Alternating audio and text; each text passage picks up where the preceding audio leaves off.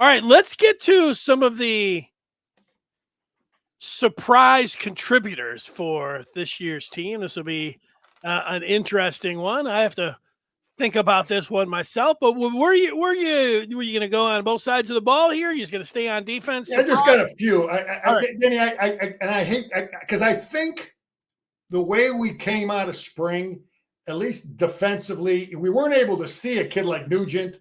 We weren't able to see Hinton. We weren't able to see Henderson. There's a lot of offensive guys that we were not able to see. Okay. Defensively, we got to see most of them. We didn't get to see the Massachusetts the Wallace kid.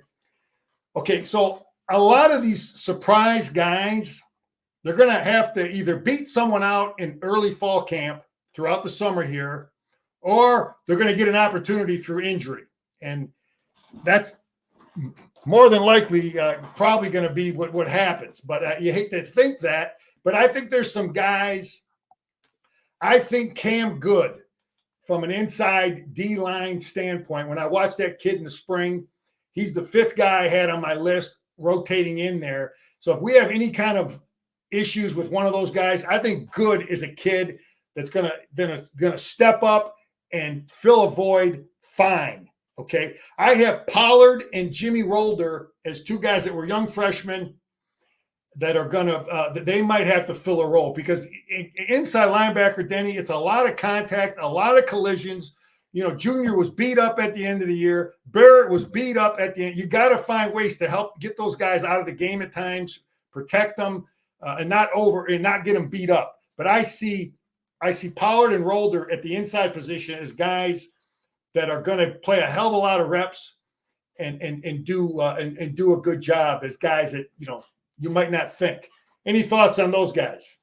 Yeah, I love it. And Good, watching him in the spring game. He doesn't have to play a lot of snaps to get in there and be effective. However often he gets in there, just eating up some space and stopping the run. But you saw him. I mean, he showed up there for sure.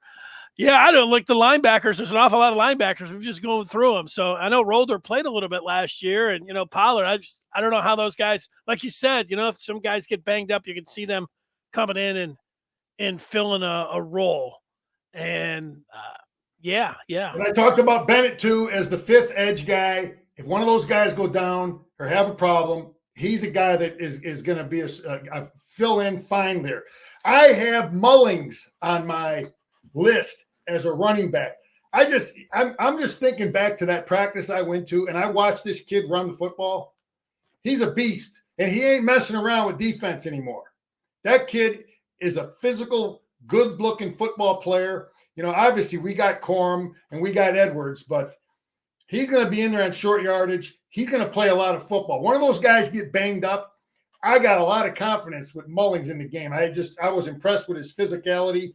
And I really like our tight end group, because I think there's 5 of them that are Michigan tight ends that we can run behind them and we can throw to them. And I got Marlon Klein as a young kid that I looked at. I watched him in the spring.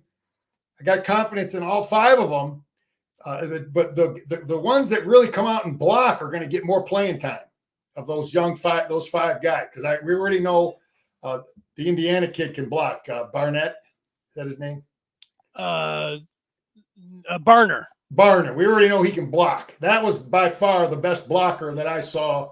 So I got Marlon Klein as a surprise guy. That's going to be a guy Michigan can count on to run behind and throw the football to him at the tight end position. So that's all I have as surprise guys. Those guys. Well, I like it. I like hearing the names.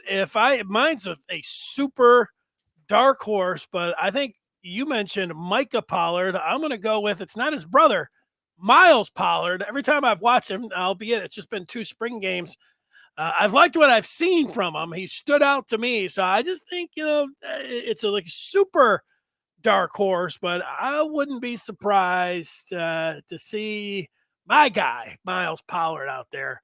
So one of our callers mentioned Zeke Berry too, and he played a lot. He played a lot in the spring game, and he played well. And they like to bring him. He's a bigger safety, so he has he's a little differently than what he brings to some of them other guys. So yeah, he's a kid that's going to play a lot of football. Wolverine fan too is talking about Alex Orgy, and there you go. You know, you're talking about short yardage situations with Mullings. What about Alex Orgy? Great athlete, senior high school highlights, outstanding. He throws really well, touch, accuracy, deep ball, arm strength, and can really run. What about him as a surprise player? Yeah, Danny. We're all hoping that he can prove to the. I'm just based on what I've seen of him. When he, and I don't know where they are. I don't know where the coaches are in terms of the confidence level of him as a passer. We all know he can run, but when their confidence level is high on his ability to do things with the pass game, he's going to be outstanding because I don't want to mess with if I'm coaching defense against Michigan and he's in the game and he's a pass threat also. I mean, that's JJ McCarthy again, 2.0 with even a better, even more of an athletic runner. So hopefully he can give the coaches confidence through what they're doing now in June, July, and August, and then early camp. He shows that he can throw the and then and in those 3 football games, he's going to be in the game, and he's hopefully they'll let him throw.